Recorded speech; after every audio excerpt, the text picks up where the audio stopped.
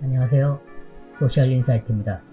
오늘은 인생을 살면서 반드시 한두 번 사기를 당할 수 있는 우리의 현실적 상황에 대해서 어떻게 하면 피할 수 있는지, 어떻게 하면 사기만큼은 안 당하고 살 수 있는지 여러분들께 알려드리고자 합니다.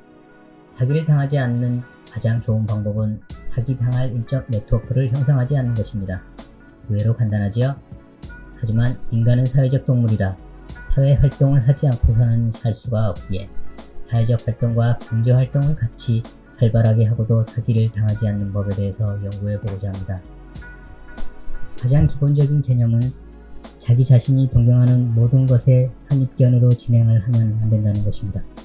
그 선입견이 무슨 역할을 하냐면 우리의 귀와 눈을 멀게 하는 장치를 하는 것입니다. 즉, 눈앞 10cm 가까이 보면 안 보이는 것을 1m 정도 멀리서 떨어지면 잘 보이는 원리와 같습니다. 이만큼 어떤 것에 선입견이 씌워진다는 것은 사기를 당할 수 있는 가장 위험한 행동인 것입니다. 사기당한 가장 대표적 유형은 내가 가장 원했던 것을 실현하고자 하는 과정에서의 실패입니다. 예를 들면 우리는 누구나 가장 부자가 되고 싶어 합니다. 그 부의 탐욕이 사실은 누구나 사기의 피해자가 될 수 있는 약점에 노출되어 있는 것입니다. 물론 부를 탐하지 않는 자도 사기를 당할 수도 있습니다. 그런 것은 무형의 동경, 즉 구원, 해탈, 번뇌, 무의, 신뢰, 믿음 이와 같은 정신적 무방비의 대가로 사기를 당하는 대표적 예입니다. 사기의 종류의 종교적 피해도 많은 부분을 차지하고 있는 이유입니다. 우리의 인생에서 가장 큰 돈을 쓰는 곳은 부동산입니다. 그러면 이번 편에서는 부동산 매매에 대한 사기의 유형에 대해 어떻게 피할 수 있는지 그 방법에 대해서 알아보겠습니다. 전 재산의 90% 이상은 부동산에 의해서 생성되어 있고 부동산이 전 재산인 분이 많은 것이 대한민국의 현실입니다.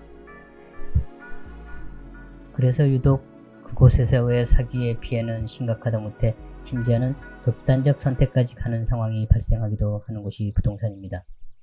부동산의 잦은 사기 유형은 내가 얻지 못한 정보나 미공개 정보에 대한 불확실성을 가지고 속이는 방법입니다.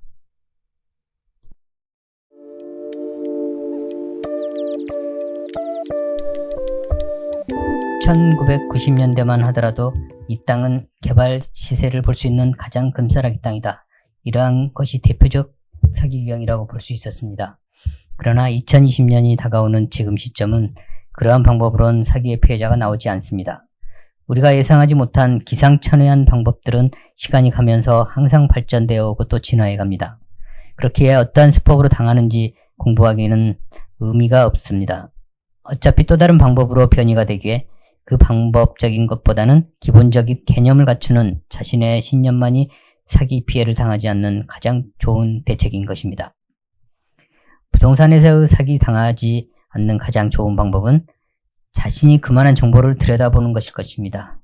그러나 일반인은 학식적 소견의 부족이거나 정보의 한계 때문에 얻을 수 없는 것이 현실입니다. 자, 그러면 어떻게 하면 사기 당하지 않고 내가 원하는 부도 얻을 수 있을까요?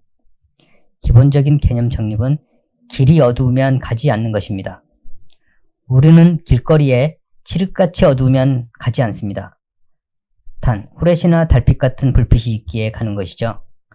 그런데 왜 부동산은 부가적 후레쉬나 불빛이 없는데도 운에 맡기며 길을 가려고 하는 것일까요? 그것은 중간에 막다른 길이나 낭떠러지, 뻘밭 같은 것이 없을 것이다 라는 자신의 믿고자 하는 것만을 믿는 자기 최면에 가장 사기에 취약함이 있다는 것입니다. 후레쉬나 달빛 역할을 하는 것은 정보입니다. 그 정보가 자신이 얻는 정보가 아닌 남이 제공해준 정보가 왜곡되거나 거짓된 정보로 피해를 보는 것이 가장 일반적이기에 자신이 얻을 수 없는 정보는 거짓이라고 90% 이상 생각하는 것이 가장 합리적이라고 말씀드릴 수 있습니다. 또한 가장 확실했던 정보도 지금은 맞고 나중엔 틀릴 수 있습니다. 그것은 바로 인간이 만들어낸 정보이기 때문입니다. 인간은 인위적이든 자연적이든 변하는 생물입니다. 이것이 사기를 대처하는 가장 어려운 이유입니다. 다음 도표를 참고하시기 바랍니다.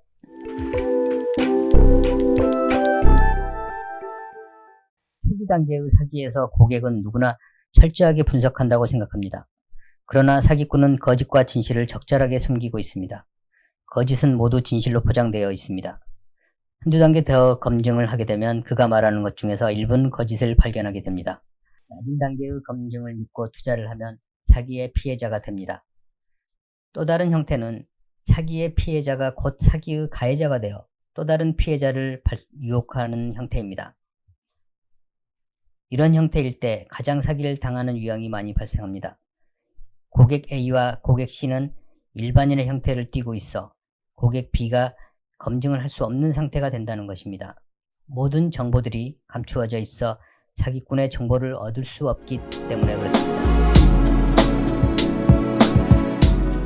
그러면 아무것도 투자를 안 한다면 사기를 당할 확률도 0%이겠죠? 당연히 수익을 낼 확률은 0%에 가까울 것입니다. 하지만 그렇지 않습니다. 정보를 잘 선택하여 자신의 투자가 없이도 성공할 방법이 있습니다. 앞에서 이야기했지만 철저한 분석과 충분한 정보의 취득을 한 사람은 사기당하지 않고 성공할 확률이 높습니다. 캄캄한 칠흑같이 어두운 곳이지만 후레쉬를 들고 걷는 정도의 정보를 갖는다면 성공할 수 있다는 것입니다. 그 정보를 얻을 능력이 안 되는 분들의 학식일 때는 어떻게 하느냐? 그것은 정보를 가진 자들에게 돈을 주고 사는 것인데 문제는 그 정보를 가진 분이 사기를 친다는 것이긴 하죠. 그렇기에 더더욱 정보를 가진 분들의 검증이 필요한 것입니다. 남에게 의존하여 정보를 얻지 않는 자신이 공부하여 정보를 얻었다면 성공할 확률은 더 높습니다. 미국의 월스트리트 전설적인 인물 존 템플턴은 경험을 통해 배우는 것보다 딱 한 가지 더 강력한 것이 있다면 그것은 경험으로부터 배우지 않는 것이다 라는 명언을 남겼습니다. 이것은 실패도 경험이라는 것이지만 두 번 다시 그 경험을 하지 않는 것이 성공하는 가장 빠른 길이라는 것입니다. 여러분들은 소중합니다. 그렇기에 한 번의 실패 경험도 하지 않으면서 그 경험을 대신 공부로 학습하며 두 번의 경험을 실행하지 않고 성공할 수 있습니다. 그러기 위해서는 비슷한 경험의 물고기를 자꾸만 잡고 흘려보내는 것이 좋습니다. 강태공이 빈 바늘로 고기를 낚지 않고 새우를 낚았다는 이야기가 있습니다. 하지만 다른 해석은 새우를 낚기보다는 주나라의 문왕을 낚았다는 것입니다. 강가에서 낚시 중인 한 노인은 왕이 신하들을 이끌고 요란하게 지나가는데도 눈길 한 번 주지 않고 자신의 고기 잡는 일에만 열중하더라는 것입니다. 그 왕은 노인의 행석이 범상치 않아 말에서 내려 강태공과 말을 나눴습니다. 거기서 빈 바늘로 고기 잡는 이유와 진나라를 어떻게 치고 신하는 어떻게 쓰는지 나라의 통치는 물론 군대 병법까지 척척박사였던 것입니다. 이에 문왕은 무릎을 딱 치며 그의 손을 잡고 궁으로 돌아왔습니다. 그가 훗날 왕의 가장 신망받는 핵심 신복이 되어 나라의 융성함을 이루는 요직에서 활약하게 됩니다. 부를 취하기 위해 정보를 다가가지 말고 정보를 취하는 것과 세월 낚는다는 심정으로 관찰하면 언젠가 눈에 보이는 핵심이 보인다는 것입니다. 반드시 오래 기다린 자에게 사기꾼은 달아납니다. 그 이유는 자신이 정보가 노출되기 때문에 그렇습니다. 세월은 여러분 편입니다. 이상 이 영상을 마칩니다. 이 영상이 좋으셨다면 구독과 좋아요를 부탁드립니다. 다음 편에서는 무형의 통경, 즉 구원, 해탈, 번뇌, 무의, 신뢰, 믿음 같은 정신적 무방비의 상태로 사기를 당하는 것에 대한 구체적으로 방어하는 방법에 대해서 말씀드리겠습니다.